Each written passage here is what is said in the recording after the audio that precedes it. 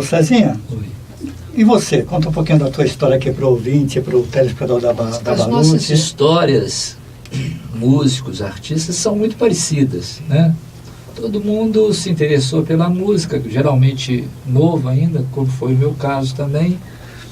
Eu tive também muita influência da minha mãe, a família da minha mãe era de músicos. E comecei a tocar, assim, de coisa de adolescente. E se transformou na minha profissão. Nunca mais eu fiz outra coisa na vida a não ser isso.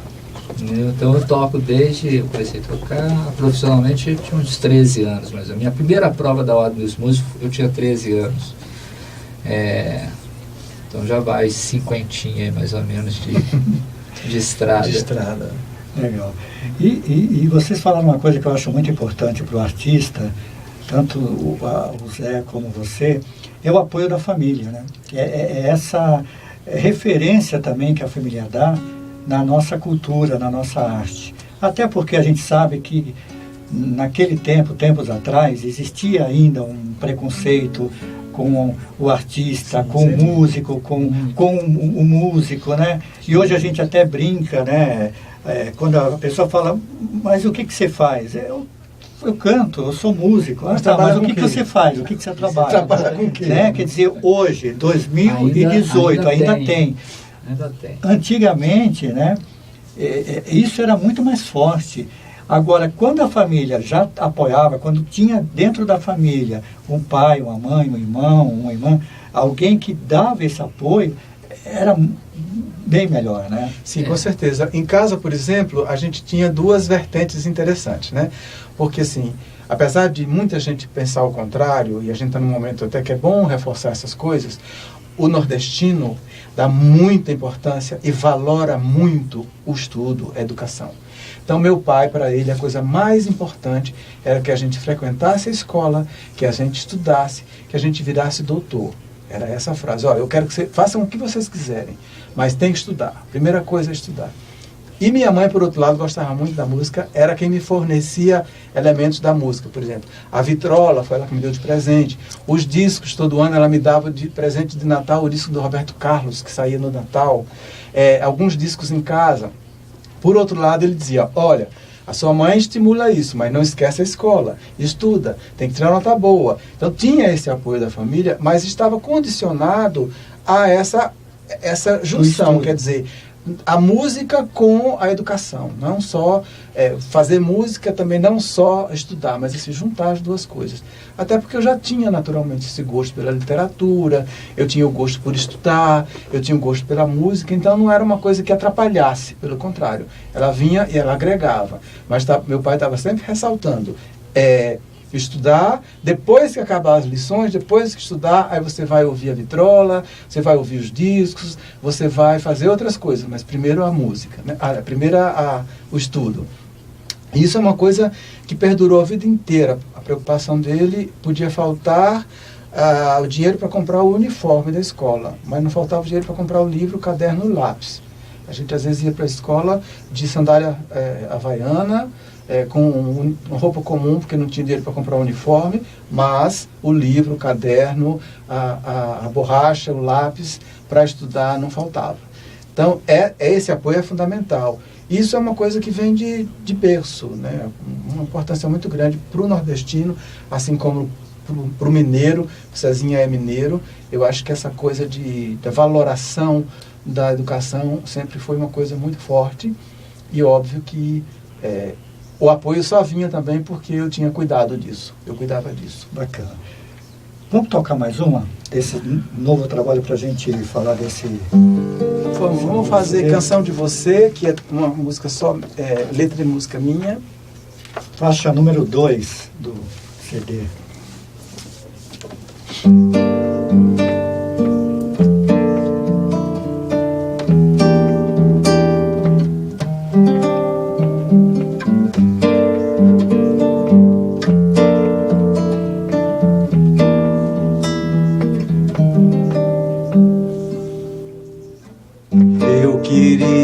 Fazer uma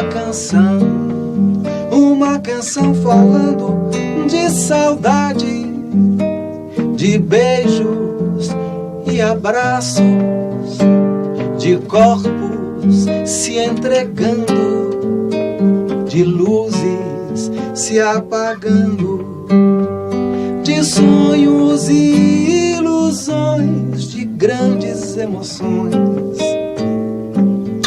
Uma canção falando de amor, uma canção falando de você, uma canção de amor, uma canção para você, uma canção falando do meu amor por você. Eu queria fazer uma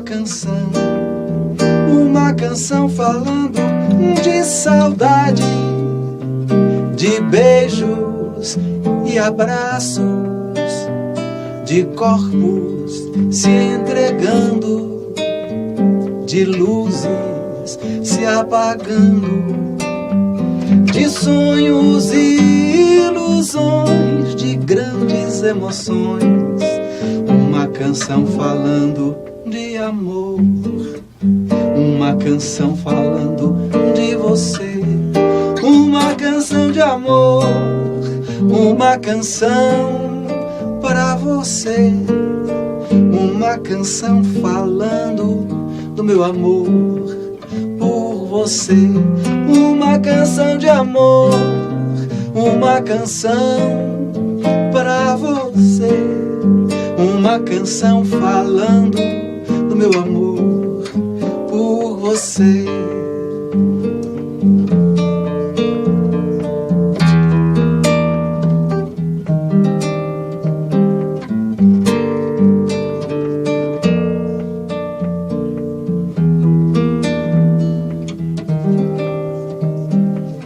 Mas eu queria fazer uma canção. Aí, bonito. Canção de Você, faixa número 2. José, fala agora pra gente, conta aqui para o nosso ouvinte desse seu novo trabalho, como é que surgiu, né? Você já falou um pouquinho, completando 20 anos de carreira, mas quanto tempo levou? E esse trabalho, o nome é a 8ª faixa que dá o título ao...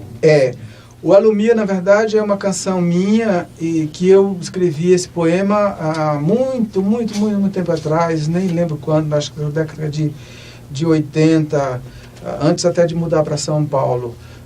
Escrevi meio que uma declaração de amor, né? Uma pessoa que me alumiou, me incendiou, me trouxe coisas de adolescente, de jovem, encantamento.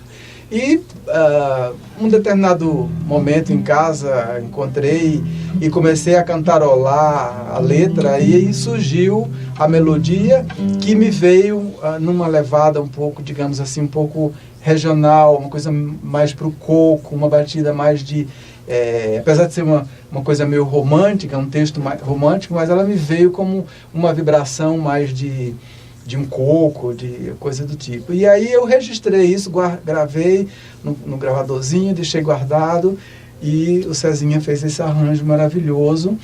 E quando eu fui escolhendo o repertório, ela foi uma das primeiras canções que veio à mente para fazer parte do repertório, e eu acabei escolhendo porque como um mote para dizer assim, estou alumiando um caminho novo, ou seja, abrindo um caminho novo, que é essa vertente compositor, alumiando um pouco aí o percurso de vida, de trabalho, uma homenagem a mim mesmo, aos meus parceiros de trabalho, aos meus amores, incendiando um pouco esse percurso. Então a Alumia, ela veio muito nessa direção de alumiar mesmo, de trazer à luz, de dar à luz esse camarada que estava engavetado lá.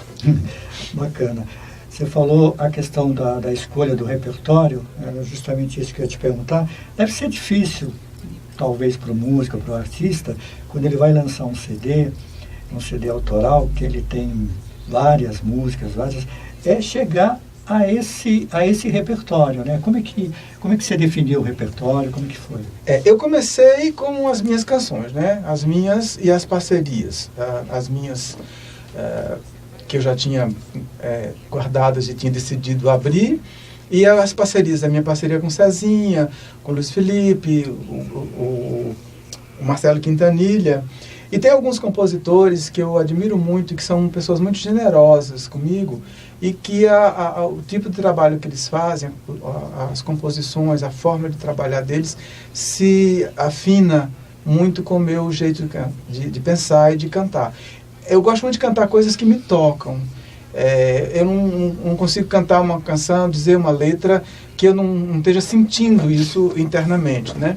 Então, quando estava fazendo a seleção de repertório do meu segundo disco, Tempo ao Tempo, o Peri, que é um compositor baiano que eu adoro, gosto muito, ele me mandou uma porção de canções num CDzinho. Eu acabei gravando o Flor Madrinha no Tempo ao Tempo, e essas duas canções que eu gravei agora ficaram guardadas. Ele nem lembrava que tinha me mandado. E aí elas estavam sempre na minha memória, né? Então eu fui reouvir, e eu falei, olha, elas casam, primeiro porque o Clarão, que é do Peri, ela faz uma homenagem ao Oxum, que é um orixá que dizem os estudiosos do candomblé, que é um orixá que é a minha protetora, que é a minha, digamos assim, é uma mãe, né, que cuida de mim. Então eu falei, olha que bacana, essa música fala na verdade não de Oxum, é o Xalufã, né? O Oxum, quem fala é a voz do Rio, do Marcelo Quintanilha. Mas aí o Xalufã, na mitologia na Yorubá, no candomblé, é o Deus Supremo, o Deus Maior, né? E eu falei, olha, nada melhor do que homenagear, trazer uma homenagem com o Clarão. Já que a gente tem o Alumia, o Clarão do Peri casa. E aí fui amealhando. Aí A Voz do Rio era uma canção também do Marcelo Quintanilha, que fala de Oxum, que é a minha orixá protetora, e que eu queria fazer uma homenagem. É um compositor que também eu já gravei no meu segundo disco, e é um parceirão, uma pessoa muito generosa, com facilidade de oferecer o trabalho dele sem uma restrição. E eu fui percebendo que essas canções elas tinham afinidade entre si, e elas conversavam com essa temática do Alumia, né? O Cezinha também me mostrou, já conhecia algumas, mas me mostrou outras coisas novas, e aí eu escolhi o Cesta Básica, que é uma canção que, para mim, ela congrega todo o conteúdo do disco. Ela fala de tudo que as outras canções falam, ela junta tudo na letra dela, né? Ela fala de cartas de amor, ela fala de felicidade, ela fala de juntar coisas de pai, mãe, família, irmão. É uma celebração. Então, Cesta Básica vem fechando o disco justamente porque ela fecha, ela amarra toda a temática do disco, né? E as minhas parcerias com a Cris, que já estavam digamos assim, na intenção de gravar, e acabou que tem 8 canções aí que são minhas ou com parceiros, e as outras eu trouxe para somar, mas canções que dialogavam, né, que conversavam com essas 8 principais iniciais que estavam escolhidas. Bacana. Né? Sabe o que eu acho que é muito, muito interessante, muito legal de ser dito aqui? É que tudo isso que o Zé falou é uma verdade absoluta. Mas as músicas, elas parecem que têm vida própria, sabe? Elas vão aparecendo uma do lado da outra, e aí você chega a essa conclusão, olha como essa tem a ver com essa, tal. Mas não é pensado, eu vou pegar aquela música porque essa tem a ver com aquela. Exatamente. Elas se encontram. Elas se comunicam. Aí na hora que você vai, história. começa a tocar, a coisa fala, olha, essa música tem a ver com ela vai ficar aqui nesse lugar, tal. Então elas se procuram, eu acho, sabe? Acho que a música tem esse poder também, sabe? De achar as amigas, as outras músicas amigas dela para conviver as ali afinidades, né? nesse novo universo ali do CD, né? Que se criou ali. Eu acho que é uma energia que se autoconspira, né? Quer dizer, na medida que você começa a pensar em produzir, em construir algo, parece que as canções elas vão dizendo, olha, eu estou aqui, eu estou chegando, eu estou perto, eu estou próximo, e elas vão se afinando. Legal. Você falou do pensar e de produzir. Quanto tempo para produzir o CD? Olha, nós começamos a conversar sobre a produção desse disco em novembro do ano passado.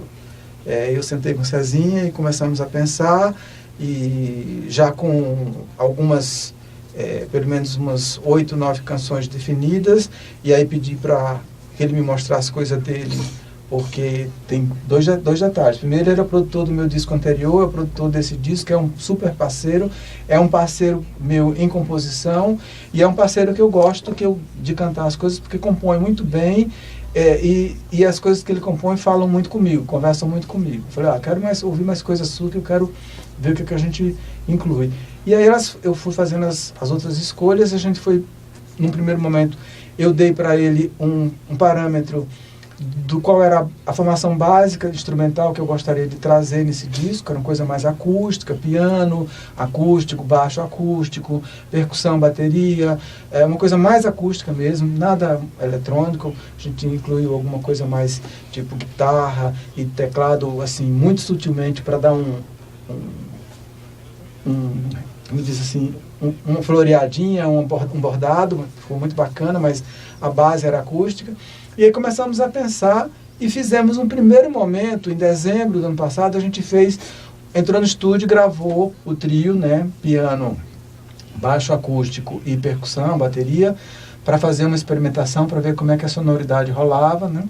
E aí ficou muito bonito, ficou muito bacana. Começamos com 2 canções, fizemos o Espelho e o Oferendas. E aí essas 2 canções deram o fio condutor do ponto de vista musical para o disco inteiro. E aí as outras canções o Cezinha foi construindo os arranjos, considerando essa formação, né? E a gente optou por gravar simultaneamente piano, baixo e bateria, para justamente ficar mais caloroso, mais quente, né? A coisa mais como ao vivo, né? Os 3 músicos tocando juntos. E aí, final do ano, né, dezembro, aquela coisa de final de ano, ano novo, Natal, a gente parou um pouco, janeiro, o ano não começa, aí carnaval, depois do carnaval a gente retomou a produção, e o disco, na verdade, musicalmente, ele ficou pronto em comecinho de maio. Mas aí tem todo o processo de projeto gráfico, de masterização, mixagem, aí vai para a fábrica, aí atrasa, aí projeto gráfico, aí isso, e CRC. Então ele acabou que assim, ele ficou pronto, a gente lançou nas plataformas digitais em agosto, né? E só agora no começo de outubro que veio da fábrica o físico. Bacana. Qual estúdio que vocês gravaram? Nós gravamos em 2 estúdios distintos. O trio, simultâneo, gravado ao vivo, a gente gravou no estúdio do Giba Faveri, lá no Planalto Paulista, né? Saúde, não sei se saúde, é uma divisão. Ali, ali próximo da Higienópolis. E a outra parte, inclusive voz, a gente gravou no estúdio, no Dança Pé do Mário Gil, em Higienópolis.